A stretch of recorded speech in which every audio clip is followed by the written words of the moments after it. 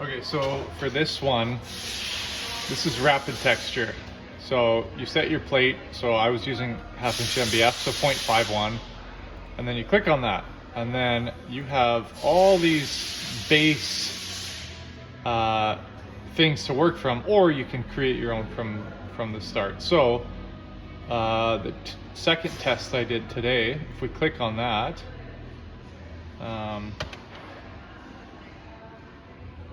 it's going to show you all these different parameters here. Now, first of all, if we want, you start with panels, you can choose your amount and all the parameters. So let's say we want to do a 12 inch by 12 inch that's at home. I'll put it at one inch. So 1 inch and 1 inch, and let's make it 12 by 12.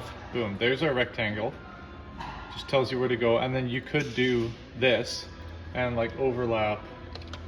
I don't know what the overlap actually means. Instead of making one big square? I honestly don't know. I think this is just numerous amounts of these things, but I would imagine the overlap would be between the panels themselves, but or that might be how far the cut goes past. I honestly don't know. It'd be something to check out in the manual. There's a fade, which turns it from like a straight line into the curve, which I haven't really messed around with, but that's something cool to try. Because you could have, instead of the line starting curve, they could start straight and then fade into the wave design. But we're not going to do that. For now, we're just going to create a basic square.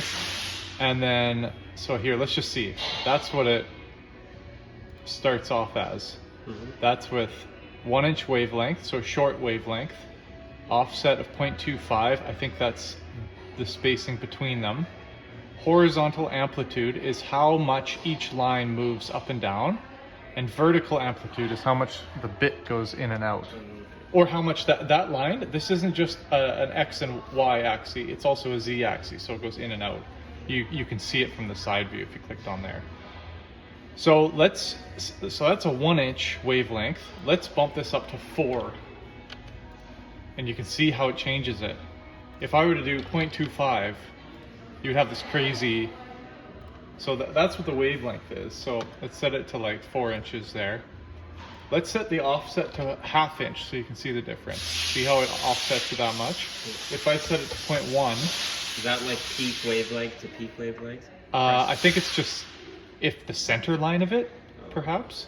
I know if you're doing a 1/4 inch ball nose bit, you want your offset to be, my understanding is it's just under half the diameter.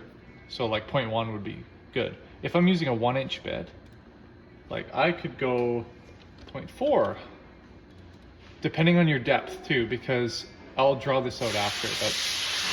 And horizontal amplitude, let's set that to 2 inch and just see what happens. It goes crazy like that. But then if we set it to 1 inch, it's a bit more reined in. You get some overlap, you get some big spaces. So you're going to keep in mind here, if you have a big bit going down only 1/8 of an inch, your cut's only going to go to there. So there's going to be a big gap there. So let's 1/2 inch. This is not that much, but here, we could bring this down to 3 inch. And then you get a bit more of that. Now, here's randomized or symmetric. I actually can't remember if this makes much of a difference. Oh yeah, so that's normal, but then if you randomize it, it goes all squirrely. Noise and wave. I really don't know what the difference is, so that'd be something to look up on their official whatnot. So then when you, if let's say we're happy with this one, we click apply, and there we have it. So let's have a look to see if we can see how they go up and down like that. So that's the Z-axis. So that's that 0.1 or whatever parameter we set on the depth. And then it's all one entity at this point. So you can take that and, and what I was describing earlier, let's say the bit only ends up being, that's 1 inch. If this was a 1/2 inch ball nose bit, the trouble is, I'm just going to draw this.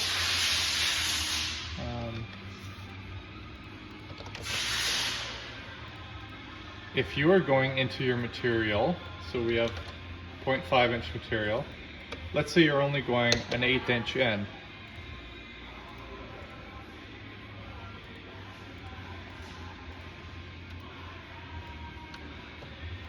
So you're gonna have a 0.6672 maximum. Yeah. So luckily you'll get overlap there. But then somewhere like here, there's gonna be a dead spot. So there's gonna be a section here where there's nothing. So unless you set that to deeper, like let's say you go 1/4 inch down, now we have 0.87.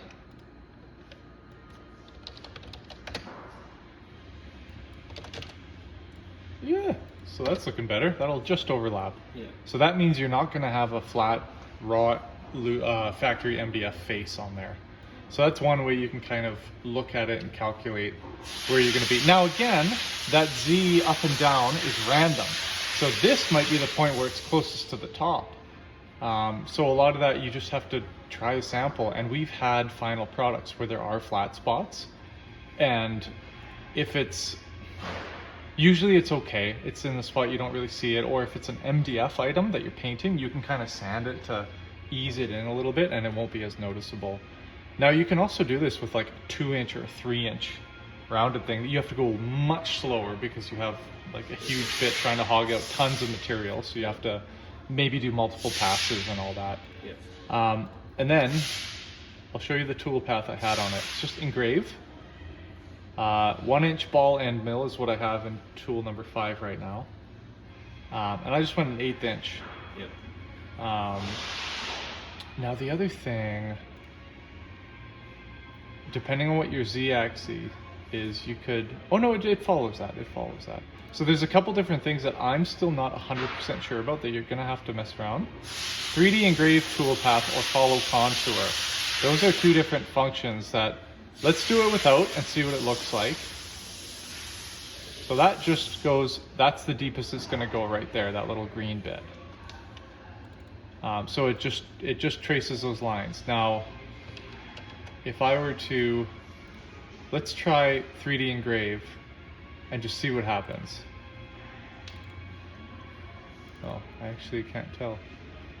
I just have these memories of it doing something wonky that it didn't show on the screen.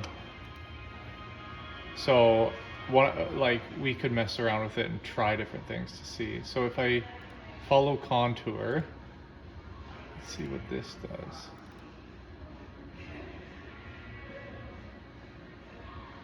Okay. I wonder if when we did it normally,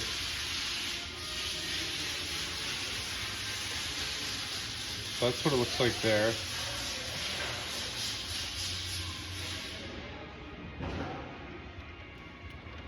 Yeah, I'm not too sure what's happening. I wonder if this one didn't follow the up and down.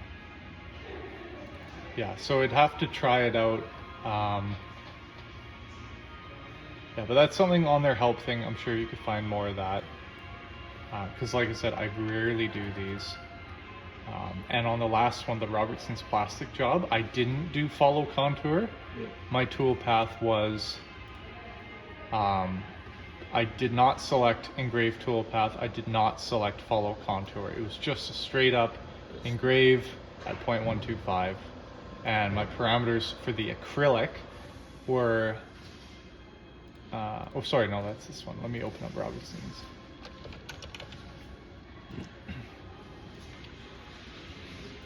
These ones were 1/2 inch ball end mill, 1/8 inch depth. You know, I didn't select anything fancy. And one pass, 120 inch per minute. That was on acrylic. There was a bit of chatter, Yeah. but it was all clear coated, so it kind of ate up those chatter marks. Yeah. 30 plunge and 18,000. And then I did it on climb. Okay. Yeah. And again, these can be used as a reference. Just wondering if we'll be able to. Yeah. Okay. I mean, the funny thing is, I think what it is if you follow the contour, it does go up and down, but it messes around with the depths somehow. You're still going to get the 3D look, even if the Z-axis isn't going up and down with the bit. It's just the XY movement and the overlap with the rounded bit. That's what creates the 3D wave texture. Yeah.